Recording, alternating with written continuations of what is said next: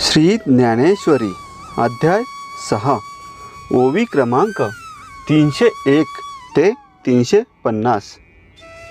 ते वेळी कुंडलिनी हे भाष जाये, मारुत ऐसे नाम होय, परिशक्ती बनते आहे जवन मिळे शिवी। त्यावेळी त्या शक्तीचे कुंडलिनी हे नाव नाहीसे होते व तिला मारुत म्हणजेच वायू असे नाव प्राप्त होते, परंतु ब्रह्मस्वरूपात मिळेपर्यंत तिचे शक्तीपण कायम असते।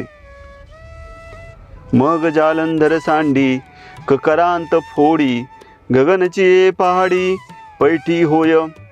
मग ती मागे वर्णन केलेल्या जालंधर बंधाचे उल्लंघन करून टाळ्यावरती 9 इंद्रियांचे ऐक्य घेण्याचे जे काकीमुख म्हणून स्थान आहे त्याचे तोंड फोडून महुद्याकाशरूपी पहाडावर प्रवेश करते।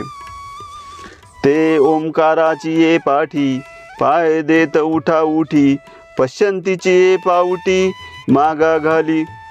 तेथे ओंकाराच्या पाठीवर पाय देत झपाट्याने पश्यंतीची पायरी मागे टाकते। पुढा तन्मात्रा अर्धवेरी, आकाशाच्या अंतरी भरती गमे सागरी, सरिता जैसी। पुढे नदी समुद्रात शिरावी त्याप्रमाणे ओंकारातील मकारापर्यंत ब्रह्मरंध्रात घुसते। मग ब्रह्मरंध्री स्थिरावोनी, सोहम भावाची या बाह्या पसरुनी, परमात्मलिंग धावोनी अंगाघडे। मग ती ब्रह्मरंध्रात स्थिर होऊन मी ब्रह्म आहे या भावनेने बाहू पसरून धावत जाऊन परब्रह्माला मिठी मारते। तव महाभूतांची जवनिक फिटे, मग दोईसी होय जटे, तेथ गगनास गट आटे समरसी तिये। तेव्हा पंच महाभूताचा पडदा नाहीसा होऊन त्याचे दृढालिंगान होते। ती शक्ती आकाशासह परब्रह्माशी एकरूप होऊन आटून जाते। पै मेघाची मुखी निवडिला, समुद्र का ओगी पडिला, तो मागुता जैसा आला आपण पेया। मेघाच्या मुखातून शुद्ध झालेले पाणी नदीत पडून पुन्हा नदीच्या रूपाने समुद्राला मिळते, म्हणजेच समुद्र पुन्हा नदीच्या रूपाने स्वतःशी एकरूप होतो। तेवी पिंडाचे निमिषे, पदी पद प्रवेशे, ते एक तो होय तैसे पंडू कुमरा। अर्जुना, त्याप्रमाणे देहाच्या निमित्ताने जीवात्म्याचा परमात्म्यात प्रवेश झाल्याने ती एकरूपता समुद्राच्या पाण्याप्रमाणे होते। आता तुझे हन होते की एकही ऐते, येशी ये विवंचने पुरते उरेचिना। आता द्वैत होते की स्वतः सिद्ध एकच वस्तू होती असा विचार करण्यासही जागा उरत नाही। गगनी गगनलया जाये, ऐसे जे काही आहे ते अनुभवे जो होय तो होऊनी ठाके। अशा प्रकारे आकाशाचा लय होतो। या स्थितीचा ज्याला अनुभव येईल त्यालाच ती प्राप्त होईल। म्हणून तेथेची मातू, न चढेची बोलाचा हातू, जैने संवादाची या गावांतू पैठी कीजे। म्हणून येथील अनुभवाची गोष्ट बोलायला ती शब्दाच्या आवाक्यात सापडत नाही, नाहीतर संवादाच्या प्रांतात तिचा प्रवेश करून घेता आला असता। अर्जुना, एरवी तरी या अभिप्रायाचा जे गरू धरी, ते पाहे पावै खरी दुरी ठेली। अर्जुना, पहा बाबा, अभिप्राय व्यक्त करण्याच्या गुणाच्या ज्या वैखरी वाणीला अभिमान आहे तीच वाणी या ठिकाणी निरुपयोगी झाली आणि दूरच राहिली। भ्रुलता मागिली कडे, तेथ मकराचेची अंगण मांडे, सडे या प्राणासांकडे गगना येता। भुवयांच्या मागच्या बाजूस आज्ञाचक्रांत मकार म्हणजेच ओंकारातील तिसरी मात्रा, यात प्रवेश होऊ शकत नाही, त्याचप्रमाणे एकट्या प्राणवायूला आकाशापर्यंत पोहोचताना प्रयास पडतात. पाठी तेथेची तो भासळला, तव शब्दांचा दिवो मावळला, मग तयाही वरी आटू भाविनला आकाशाचा. नंतर तो प्राणवायू ब्रह्मरंध्रातील आकाशात मिसळून एकवटला की वर्णन करण्यास शब्दाचे सामर्थ्य मावळते आणि आकाशाचा लय होतो. आता महाशून्यांच्या डोही जेथ गगनासीची ठाव नाही, तेथ तागा लागेल काही बोलाचा या. असा लय झाला म्हणजे महाशून्याला जिथे अवकाशाचा ठाव लागत नाही, तेथे शब्दाचा निभाव कसा लागणार. म्हणून आखरा माझी सांपडे की कानावरी जोडे, हे तैसे नवे पुढे त्रिशुद्धी गा. म्हणून ही परब्रह्माची स्थिती अक्षरामध्ये पकडता येईल अथवा कानांनी ऐकता येईल असे खरोखरच शक्य नाही. हे त्रिवार सत्य होय. जई काही दिवे अनुभविले फावे, तई आपणाची हे ठाकावे होऊन या. सुदैवाने साधले तर त्याचा अनुभव घ्यावा व मग आत्मरूप व्हावे, इतकेच इथे सांगता येते. पुढती जाणणे ते नाहीची, म्हणून असो किती हेची, बोलावे आता वायांची धनुर्धरा. अर्जुना, यानंतर काही जाणणे हा विषय संपतो, म्हणून आता तेच ते व्यर्थ किती बोलावे. ऐसे शब्द जात मागोती सरे, तेथ संकल्पाचे आयुष्य पुरे, वाराही जेथ नशिरे विचाराचा. अशा प्रकारे सर्व शब्दही जेथे माघारी फिरतात, तेथे संकल्प नाहीसा होतो. विचाराचा वाराही जेथे प्रवेश करू शकत नाही. जे जुन्मीची या लावण्ये, ते तुर्येचे तारुण्य, अनादि जे अगण्य परमतत्व. जे उन्मनी अवस्थेचे सौंदर्य आहे, समाधी अवस्थेचे भरदार वैभव आणि जे आदिरहित अपरिमित नित्यसिद्ध ब्रह्मस्वरूप आहे. जे आकाराचा प्रांतू, जे मोक्षाचा एकांतू, जेथ आदि आणि अंतू विरवणी गेले. जेथे आकाराची मर्यादा, मोक्षाची केवळ स्थिती, आदि अंत सीमा ही मुळापासून नाहीशी झाली आहेत. जे विश्वाचे मूळ, जे योग द्रुम्याचे फळ, जे आनंदाचे केवळ चैतन्य गा. जे त्रैलोक्याचे मूळ कारण आहे, जे अष्टांग योग रूप वृक्षाचे फळ आहे व जे आनंदायी केवळ जीवन कला आहे. जे महाभूतांचे बीज, जे महातेजाचे तेज, एवं पार्था जे निज स्वरूप माझे. जे पंचमहाभूतांचे बीज महातेजाचेही तेज आहे, अर्जुना ते माझे आत्मस्वरूप म्हणून जाणावे. ते हे चतुर्भुज कोंबिली, जयाची शोभा रूपा आली, देखोनी नास्तिकी नोकिली भक्तवृंदे. नास्तिक लोकांनी भक्तवृंदाचा छळ केलेला पाहून ज्याला सगुण होऊन चतुर्भुज आकाराचा स्वीकार करावा लागतो, ते अनिर्वाच्य महासुख पै आपणची झाले ते पुरुष, जयांचे का निष्कर्ष प्राप्तिवेरी. अवर्णनीय अशा महासुखाची प्राप्ती होईपर्यंत ज्यांचे निश्चय टिकतात, ते पुरुष शब्दातीत असे उत्कृष्ट महासुख आपणच बनतात. आम्ही साधन हे जे सांगितले, तेची शरीरी जी हे केले, ते आमुचे पाडे आले निर्वाळले या. आम्ही जो योगाभ्यासाचा मार्ग सांगितला, तो स्वतः शरीराने ज्यांनी अनुसरला, त्यांचे सार्थक होऊन ते शुद्ध झाले व आमच्या योग्यतेला पोचले. परब्रह्माचे निरसे, देहाकृतीची ये मुसे, ओती व झाले तैसे दिसती अंगे. परब्रह्माचा रस शरीररूपी मुठीत ओतून परब्रह्माचे ओती व पुतळे आहेत तसे त्यांच्या शरीराच्या सतेज कांतीवरून दिसते.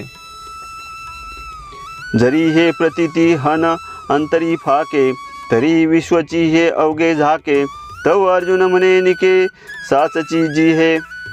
जर असा अनुभव अंतकरणात प्रकाशेल तर हे सगळे विश्व प्रत्यक्ष परब्रह्मच आहे असे होते. हे ऐकून अर्जुन म्हणाला, देवा तुम्ही म्हणता ते निश्चितच खरे आहे. का जे आपण आता देव हा बोलिले जो उपावो, तो प्राप्तीचा ठावो म्हणून घडे. देवा आपण जे साधन सांगितले त्याने परब्रह्माची प्राप्ती निश्चितच होते. ही अभ्यासी जे दृढ होती, ते भरवसेनी ब्रह्मत्वा येती. हे सांगती याची रीती कळले मज. जे हा योगाभ्यास दृढ निश्चयाने करतात ते निश्चितच ब्रह्मपदी पोचतात, हे आपल्या सांगण्यावरून मला कळले आहे. देवा गोठीची हे एकता, बोधू उपजतसे चित्ता. मा अनुभवे तल्लीनता नव्हेल केवी. देवा आपण सांगितलेले वर्णन ऐकताच मनात बोध उत्पन्न होतो, तर मग त्याच्या अनुभवाने तल्लीनता कशी प्राप्त होणार नाही. मनवनी येत काही अनारिसे नाही, परी नावबरी चित्त देई बोलायिका. म्हणून आता काही वेगळे विचारण्यासारखेच नाही. तरीही मी एक गोष्ट विचारतो, तिकडे क्षणभर लक्ष द्यावे. आता कृष्णा तू सांगितला योगू, तो मना तरी आला चांगू.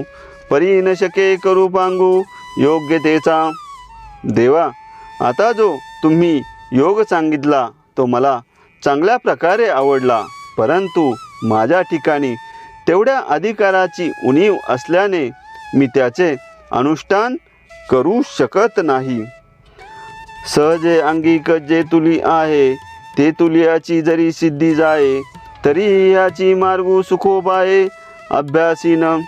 माझ्या जवळ स्वभावता जेवढे सामर्थ्य आहे तेवढ्याच सामर्थ्यावर हा योग मार्ग सिद्धीला जाईल, तर हा मार्ग मी मोठ्या समाधानाने करीन. ना तरी देव जैसे सांगतील, तैसे आपण पा जरी न ठकेल. तरी योग्य ते विन होईल तेची पुसो. किंवा तुम्ही सांगता ते करण्याची माझ्या ठिकाणी योग्यता नाही, तर आपल्या पात्रतेला समजेल असेच काहीतरी विचारावे असे म्हणतो. जीवेची येशी धारण, म्हणून पुसावया झाले कारण. मग म्हणे तरी आपण चित्ते देईजे. अशी माझ्या मनाची इच्छा झाल्यामुळे मी हे विचारित आहे. अर्जुन पुढे म्हणाला, देवा लक्ष द्या. हा हो जी अवधारिले, हे जे साधन तुम्ही निरूपिले. ते आवडतयाची अभ्यासिले फावू शके. अहो हे मी सगळे ऐकले.